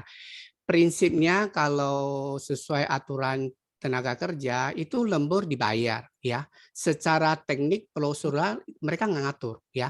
Jadi kalau saya mau lihat dari praktis ya dan taktisnya itu artinya kita mau memastikan karyawan itu benar-benar lembur ya. Jangan pulang jam 5, jam 7 di PT duduk-duduk ngobrol main game itu dianggap lembur. Makanya butuh ada keterlibatan dan persetujuan dari atasan. Itu prinsipnya menurut saya ya. Itu tambahan dari saya. Terima kasih Pak semuanya. Ya. Oke, ada pertanyaan lain? Mau interaktif? Sampai tunggu ya. Jadi saya sekilas saja ya, karena saya materi dari Pak Irwansyah, jadi lebih ke ini ya, gimana kita menyiapkan diri dalam negosiasi tentang pembentukan PP atau PKB. Itu intinya kalau saya lihat topik yang diangkat oleh Pak Irwansyah. Ya, jadi di sini dikatakan apa negosiasi yang mungkin teman-teman bisa baca yang jelas negosiasi kita melakukan sesuatu supaya ada tawar menawar ya bargaining ya bagaimana mendapat sesuatu hasil deal yang terbaiklah bagi kedua belah pihak intinya kayak gitu ya. Terus di sini juga sebelum ada negosiasi dilakukan memang ada preparation-nya ya mungkin dari support lingkungannya terus dari manusianya juga ya di situ perlu ada berbagai dokumen support-nya material dan ketentuan-ketentuan yang harus kita prepare sebelum melakukan suatu negosiasi intinya kayak gitu ya. Terus oh ya ini kan dalam negosiasi biasanya ya pembentukan PP atau PKB biasanya kan dibentuk satu itu kayak istilahnya komite ya. Nah, ini komite yang diajukan oleh Pak Irwansyah ya. Mungkin teman-teman bisa baca ya. Nah, terus di sini kan ya seperti tadi kita bilang ya artinya negosiasi itu kan tujuannya kan kita melakukan suatu tawar-menawar supaya terjadi kesepakatan yang secara smooth ya, secara lancar gitu intinya ya. Terus rule-nya apa ya? Rule-nya di sini jelas ya, ada tujuan. Ya, kan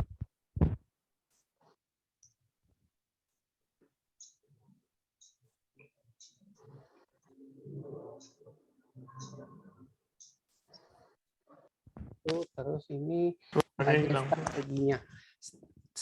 Kedengaran nggak Pak? Ya, strateginya. Jadi di situ di Pak Yuransa membuat ada 5 tahap yang jelas, ada schedule-nya ya, terus ada permintaan dari union apa, terus buat suatu proposal ya. Intinya dari manajemen kita, dari HR kita harus ada pegangan ya, dari manajemen maunya apa ya. Terus ada analisis impact dari biaya ya, apa segala sesuatu yang akan dinegosiasikan pasti ada impact-nya ya. Jadi kita harus analisis, dan terakhir kita membuat suatu planning ya. Nah, terus secara taktik, jadi bisa kita analisis dari SWOT-nya ya, atau yang tadi juga sempat dibicarakan beberapa narasumber tentang formulasi ya, atau pemetaan itu 9 box ya, intinya kayak gitu. Dan kata kunci memang di sini ya, komunikasi ya. Dalam setiap negosiasi memang komunikasi itu penting sekali ya. Nah, di sini yaitu 3 konsep dari negosiasi ya. Ini ya, yang jelas satu negosiasi terjadi kita supaya terjadi kesepakatan, intinya kayak gitu ya. Terus ini eviden ya, dalam negosiasi kita selalu ada dalam pertemuan atau apa selalu ada ya evidennya, misalnya jadwalnya, tanda tangannya, dan hasil dari diskusi biasanya itu dibutuhkan ya. Oke, ini statementnya ini ya yang seperti tadi ya.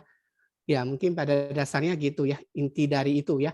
Dan ditutup sama ini Pak Irwansyah, itu negosiasi itu kita bukan mau berperang ya. Jadi negosiasi kita mau capai suatu kesepakatan ya, dan negosiasi itu bukan suatu ilmu ya, kita harus menggunakan suatu katakanlah kemampuan ya, attitude ya, perilaku untuk mencapai yang kita inginkan, tapi tentu kita harus memperhatikan pihak yang kita ajak negosiasi. Oke, itu mungkin dari materi yang Pak Irwansyah, karena kebetulan dia sebagai HR partner ya, bisnis partner, jadi memang ada tugas penting dari PT, jadi tidak bisa ditinggalin ya. Nah, dan terakhir dia ambil dari Alexander Graham Bell ya. Di sini dikatakan bahwa itu persiapan itu paling penting untuk mencapai kesuksesan ya. Itu mungkin linknya ke materi dari Mr. Sochan ya. Oke, mungkin itu saya bisa sampaikan sepintas untuk materi. Kalau ada yang mau tanya, mungkin kita bisa bantu share ya dari Pak Dwi maupun Pak Rolas ya tentang IR juga ya. Oke, kita lanjutkan. Ada pertanyaan?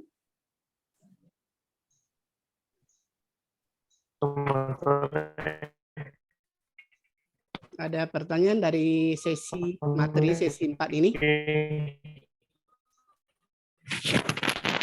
Origin. Halo. Pak Miki, ya silakan Pak Reza, silakan. Ya, saya mohon minta pengalaman sharing dari para suhu sekalian. Saya punya beberapa direksi yang dari generasi milenial ya. Jadi kebetulan pemegang saham juga. Jadi karakteristik generasi milenial ini sering tidak ada di kantor. Jadi cuman dari koordinasi dari komunikasi juga sering terputus gitu. Nah, sudah kita coba komunikasikan, itu jadi kendala di para bawahan juga. Mohon petunjuk dan sharing apa yang harus dilakukan untuk menghadapi direksi-direksi generasi milenial ini. Terima kasih. Ya, bagus pertanyaannya. Silakan Pak Dwi. Pak Rolas, siapa mau duluan? Atau Bu Rami juga silakan tentang generasi ini. Iya, ini sering kita temui juga gitu ya. Saya sama Pak Yosep itu punya klien juga yang kemudian owner yang generasi kedua. Nah, rata-rata generasi kedua kan generasi ke situ gitu ya. Nah, memang agak beda polanya gitu ya.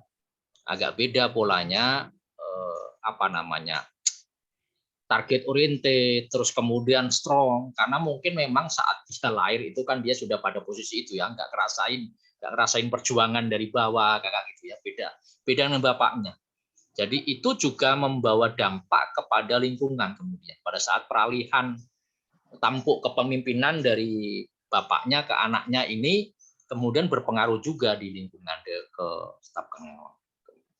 Karena polanya agak berbeda. Kalau dulu bapak itu parenting sekali gitu ya.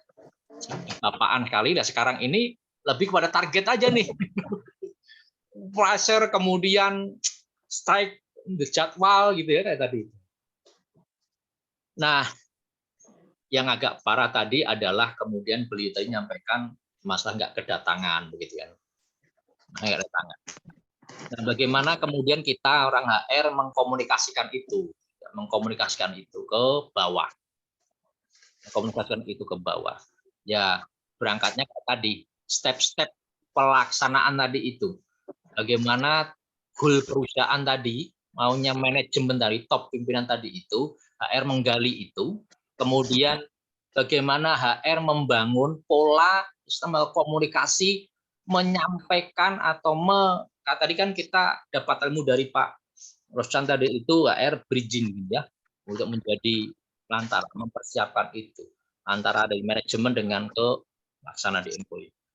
Nah, menurut saya bagaimana kita mendapatkan satu goal-nya dari tadi, kemudian bagaimana kita kemas komunikasi kita kemas pola dan kebijakan kita yang ya misalkan kayak gitu memang misalkan gitu ya, owner itu nggak harus selalu ada di dalam kantor misalkan gitu kan ya, tapi kan kita tidak bisa ngomong begitu langsung to the point begitu kan.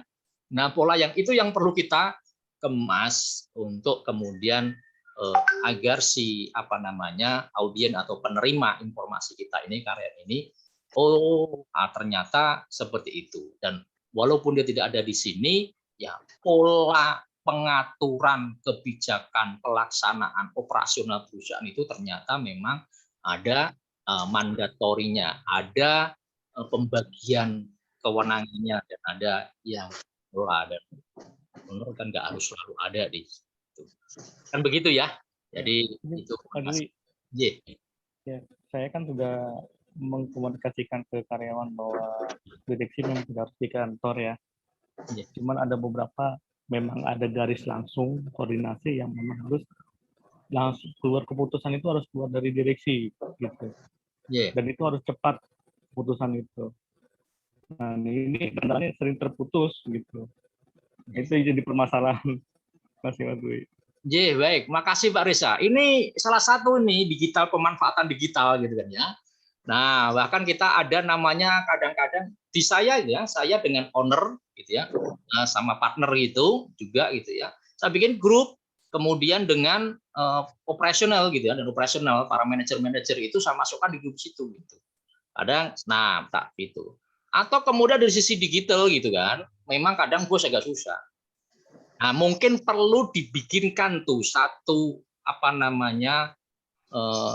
kita pernah juga tuh membikinkan gitu satu tuh di mana yang kalau minta persetujuan itu langsung direct ke bos itu tadi, dan ada notif ke bos gitu ya.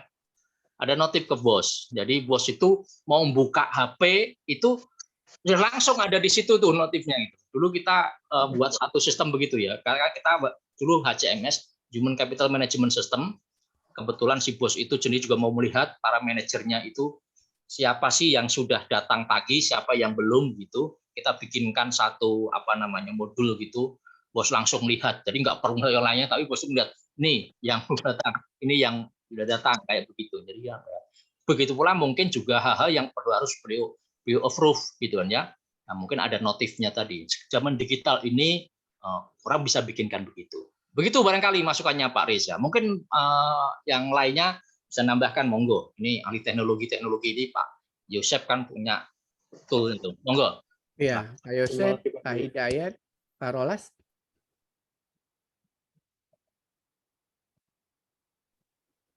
Terima kasih Pak Dwi, Pak Miki, terima kasih. Gimana? Udah cukup puas Pak Reza?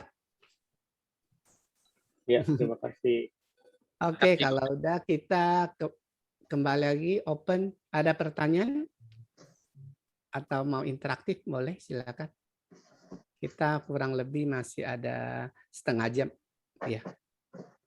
Karena ini sesi kita semi talkshow ya, jadi saya usahakan kita lebih banyak ditanya jawab ya supaya bisa dapat banyak dapat inspirasi dari para suhu di sini. Silakan. Sampai jam 6 ya Pak Miki. Iya. Yang area timur mungkin sudah jam 7 berarti. Iya. Nah, kalau memang nggak ada ya kita juga bisa tutup lebih awal. Cuma waktu kita siapkan sampai jam 6 kan karena kebetulan tadi sesi 3 ada gangguan teknis makanya kita kehambat. Makanya kemarin kita udah pesan kalau bisa kita on time. Mungkin udah atur ya jadwal, mungkin ada pertemuan setelah jam 5 lebih ini kan. Ya. Silakan kalau ada kalau nggak kita buka lagi satu pertanyaan terakhir.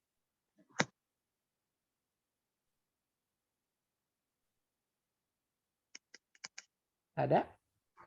Atau Pak Hidayat, Mr. Sultan mau ada closing statement ya? Karena mungkin tadi Pak Dwi udah hampir dirangkum. Jadi saya mau rangkum juga bingung. Jadi ada mau tambahin lagi? Silakan. Atau enggak, itu satu pertanyaan dari saya ya. Ini kebetulan IR ya. Memang IR itu selalu di HR itu selalu jadi primadona ya. Pak, ini kebetulan ada advokat dan ada praktisi juga ya, Pak Dwi dan Pak Rolas ya. Pak, ini saya sering dapat pertanyaan atau saya sering bingung juga ya. Sebenarnya seorang praktisi HR itu menyelesaikan atau bisa men-settle satu PHK itu sesuai aturan itu udah dianggap tanda petik hebat atau jago atau di selain aturan tenaga kerja. Nah, itu yang sering jadi. Silakan Pak.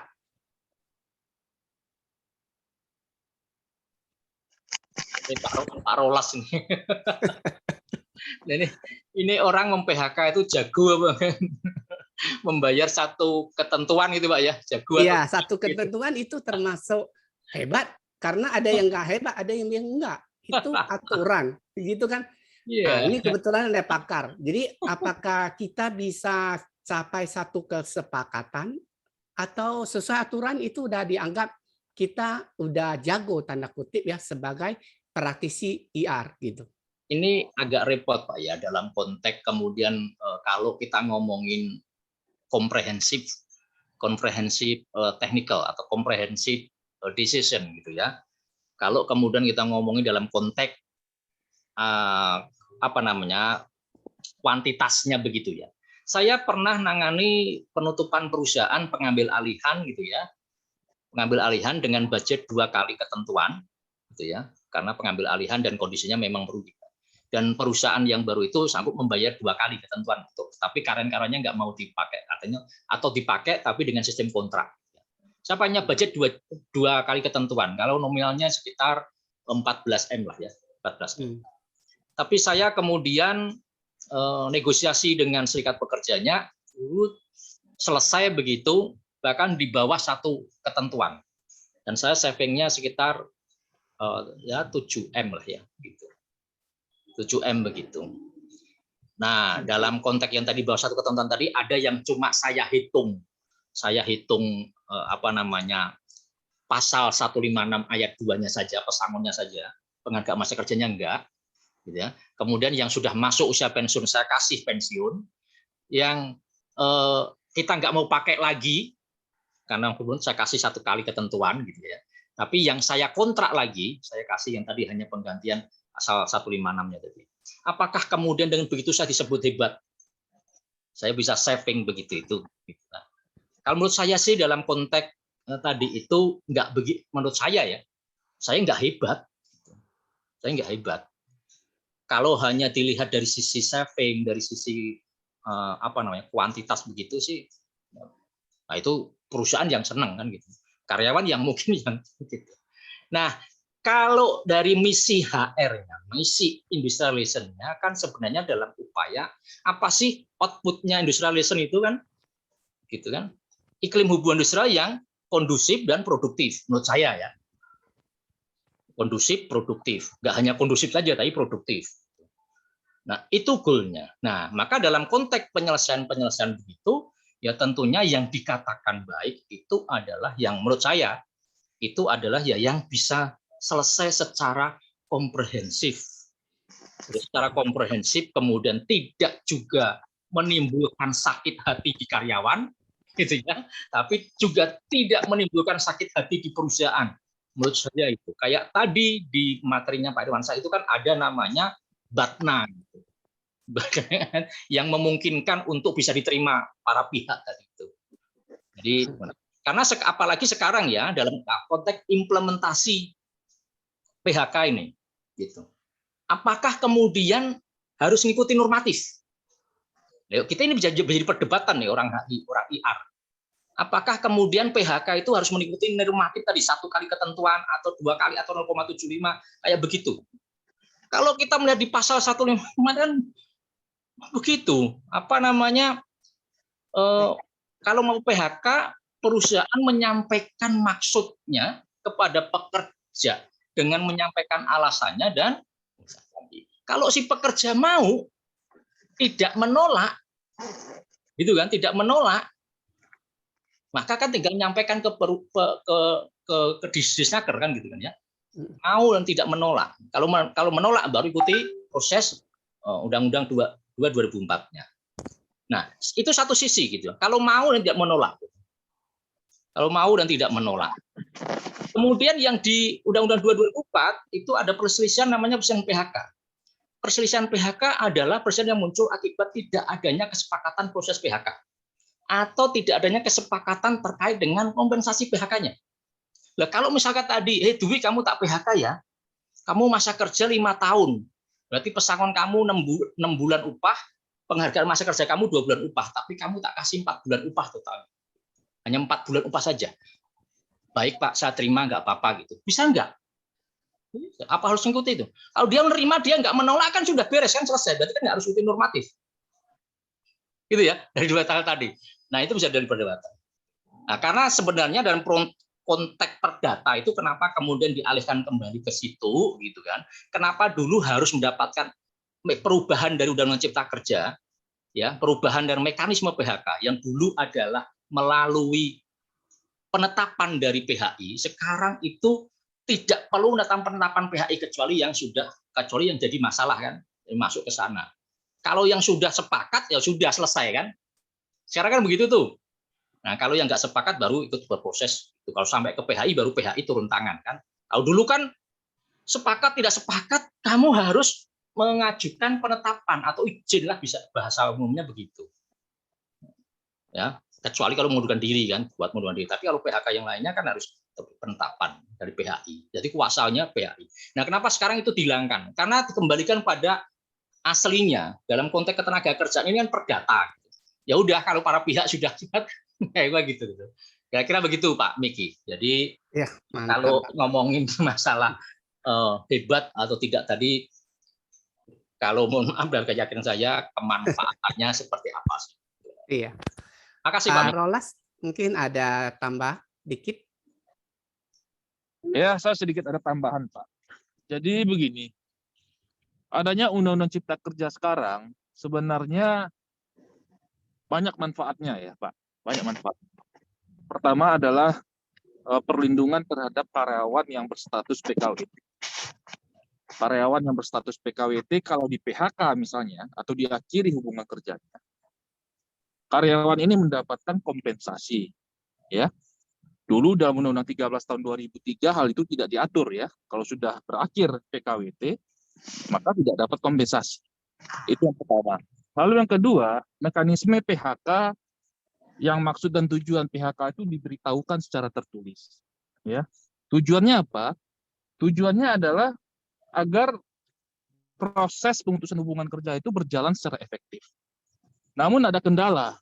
Kendalanya apa? Kendalanya adalah ketika pekerja menolak untuk di PHK, ya, Ketika pekerja menolak untuk di PHK, ya mungkin karena perbedaan jumlah besar pesangon yang diterima atau prosesnya, ya itu kan kasuistik ya, berbeda-beda. Namun apabila pekerja menolak untuk di PHK, maka mempunyai kesempatan untuk menolak PHK tersebut. Akhirnya masuk yang namanya proses PPHI, mulai dari bipartit sampai dengan PHK. Dan hal yang menarik adalah jika PHK itu tidak mendapat persetujuan oleh salah satu pihak, maka wajib harus menempuh mekanisme PPHI. Mekanisme PPHI itu harus jalan sampai selesainya mekanisme PPHI, barulah dianggap PHK itu selesai. Nah, itu kan panjang ya prosedurnya. Nah, sekarang ini kita harus melihat ya bahwa ketentuan-ketentuan mengenai kompensasi itu sudah diatur di dalam Undang-Undang 13 yang diubah dengan Undang-Undang 11 tahun 2020 dan turunannya dalam PP 35 tahun 2021. Nah, kira-kira apakah bisa memang ketika ada kesepakatan yang jumlah kompensasinya itu di luar dari ketentuan normatif? Ya itu bisa saja. Asalkan memang selama ini para pihak itu dengan itikat baik bersedia seperti itu.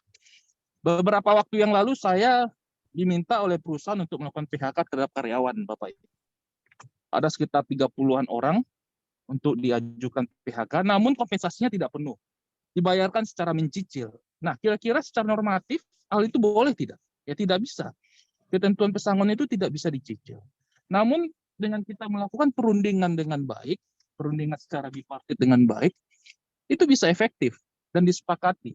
Disepakati kemudian dibuat dalam bentuk perjanjian bersama dan didaftarkan di PHI. Nah, sampai sekarang itu sudah mau berakhir, Bapak Ibu. Cicilan itu sudah mau dibayar lunas. Sejak tahun 2021 sampai sekarang itu bisa dibayar secara mencicil, dan hanya satu orang yang pekerja ini menolak untuk tidak dicicil. Nah, sampai PHI, kemarin sampai di PHI, kemudian gugatannya NO. Kenapa gugatannya NO? Ternyata pekerja ini melalui kuasanya salah merumuskan jenis perselisihannya. Nah, karena salah menentukan jenis perselisihannya, PHI memutuskan gugatannya tidak dapat diterima. Kemarin digugat ulang lagi. Ini sudah masuk kepada agenda duplik. Jadi minggu depan saya mengajukan duplik. Nah, jadi dengan mekanisme seperti ini, apa yang bisa kita tarik? Yang pertama adalah kalau komunikasi yang baik, ya, meyakinkan pekerja terkait dengan proses PHK-nya, saya rasa akan berjalan dengan baik. Karena begini Bapak Ibu, bahwa pekerja itu pada intinya bersedia di PHK. Karena nggak bisa dipaksakan. Apapun alasan perusahaan untuk melakukan PHK, sebenarnya pekerja itu bersedia di PHK. Asalkan kompensasi pesangonnya itu memang cocok, ya, sesuai dengan regulasi dan aturan yang berlaku. Kalau itu sudah selesai, diterima, perusahaan menerima, pekerja menerima, selesai PHK-nya, prosesnya berakhir. Ya, dituangkan dalam bentuk PB, didaftarkan, kemudian itu yang mengikat para pihak. Tetapi jika tidak, ya prosesnya akan berjalan terus. Sampai-sampai beberapa waktu lalu ada yang konsultasi ke saya, Bapak Ibu, terkait dengan pembayaran kompensasi pesangon ini. Sampai dibawa ke pihak yang berwajib. Bagaimana solusinya supaya tidak sampai ke sana? Ya komunikasikan dengan pekerjanya, komunikasikan dengan baik, sehingga nanti ditemukan hasil yang baik. Saya bisa membuktikan bahwa PHK dengan kompensasi mencicil bisa selama dibicarakan dengan baik dengan pekerja.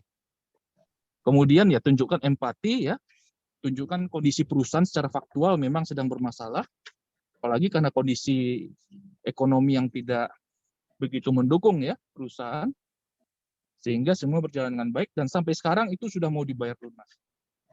Dan artinya apa? Dari sekian puluh orang itu cuma satu yang tidak sependapat. Justru yang rugi itu satu orang ini karena teman-temannya yang lain sudah selesai, cuma satu ini masih berproses sampai ke PHI sampai sekarang. Jadi kembali bagaimana cara komunikasi yang efektif antara pekerja dengan perusahaan, ya, bagaimana teknisnya itu bisa berjalan dengan baik dan kemudian juga perhatikan ya regulasi yang berlaku, karena bagaimanapun regulasi itu menunjukkan kepatuhan perusahaan dalam melaksanakan proses yang ada dan menunjukkan hubungan industrial yang harmonis. Karena regulasi itu yang menjadi aturan main dalam hal bernegosiasi terkait dengan pengurusan hukum kerja. Mungkin itu tambahan dari saya, Pak. Terima kasih. Iya, luar biasa ya. Jadi kalau pakar bicara memang udah kena banget ya. Jadi kata kunci di sini saya simpulkan itu itikat baik ya, sama kesepakatan ya. selama ada itikat baik, pasti orang merasakan ya, apakah dari pihak PT yang harus bayar lebih atau dari karyawan yang harus terima lebih kecil. Ya, kalau kita tunjukkan suatu ketulusan, itikat balik dan disepakati, pada dasarnya nggak ada masalah. Mungkin kayak gitu ya saya tangkap. Oke, ini untuk Pak Dwi ada satu pertanyaan dari Bu Yunita ya. Pak Dwi, mengenai uang penggantian hak atas cuti yang belum diambil di setiap tahun berjalan, apakah diperbolehkan diberikan kepada karyawan yang belum di PHK? Mohon pencerahan. Thank you. Makasih Bu Ine. Kebetulan sebenarnya sudah cacat juga. Tapi begini, di undang-undang regulasi itu tidak ada mengatur untuk cuti yang masih ada diganti dengan uang itu, sebenarnya nggak ada. Karena sebenarnya esensi daripada cuti itu adalah demi kepentingan refreshnya karyawan gitu ya, pekerja itu agar fresh, diberikan hak istirahat begitu ya, agar fresh, agar kemudian produktivitasnya masih terjaga. Nggak boleh sebenarnya dalam konteks cuti pun begitu kan ya. Nah, yang bisa diganti kalau kemudian itu ada pengaturan dalam pasal 156 ayat 4 itu penggantian hak itu kan ya, sisa cuti yang belum hangus dan belum diambil. Nah, belum hangus sendiri sebenarnya di dalam undang-undang itu kan hangusnya batas waktunya kan pada saat munculnya hak cuti baru gitu ya, harus habis. Kalau nggak habis kan hangus, kecuali diatur lain di perjanjian kerja, peraturan perusahaan atau perjanjian kerja bersama. Nah, dalam konteks ini juga artinya adalah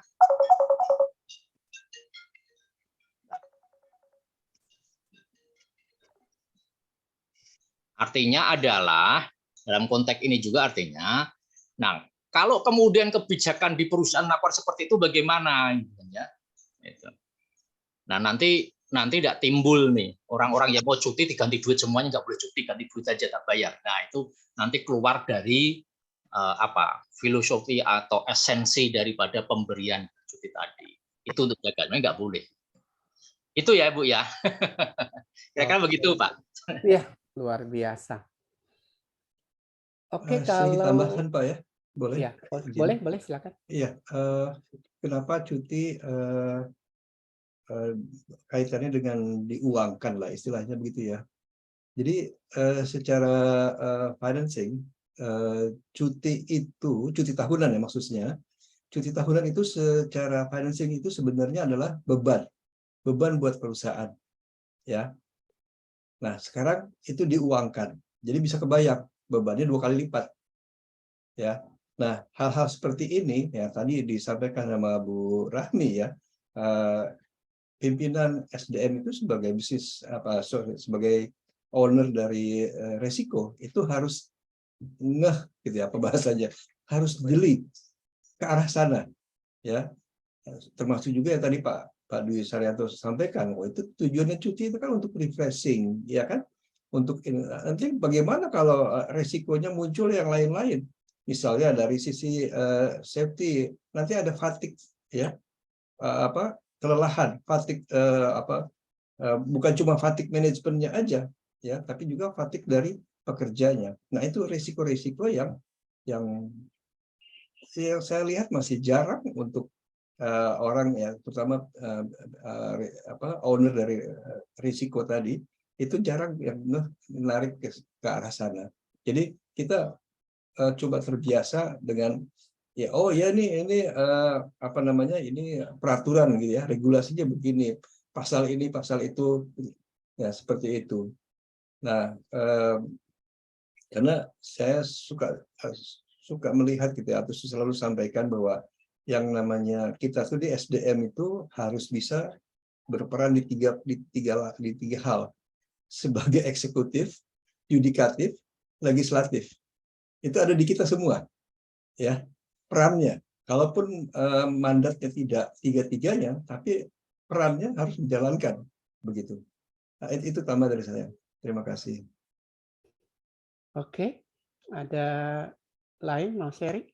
Kalau nggak ada mungkin kita tutup ya HR conference hari ini. Ada lagi? Jadi mungkin saya simpel yang per kata aja masing-masing sesi ya. Di sesi pertama dari Pak Hidayat kita ada bisnis competitive advantage ya. Jadi di sini kita kaitkan dengan tema kita itu berkaitan dengan agility ya, bagaimana leadership-nya, bagaimana bisnisnya bisa beruntung ya. Terus kalau dengan topik dari Bu Dia tentang ini ya, managing generation ya, di sini jelas berkaitan dengan zamannya milenial ya. Jadi di situ kita akan bahas gimana gap yang terjadi ya. Kalau dari Pak Dwi Awe itu berkaitan dengan ini tantangan ya, tantangan dari segi sistem tool ya, tentang kompetensi itu berkaitan sekali dengan transformasi ya. Dari dulu kita harus bisa bertransformasi ya.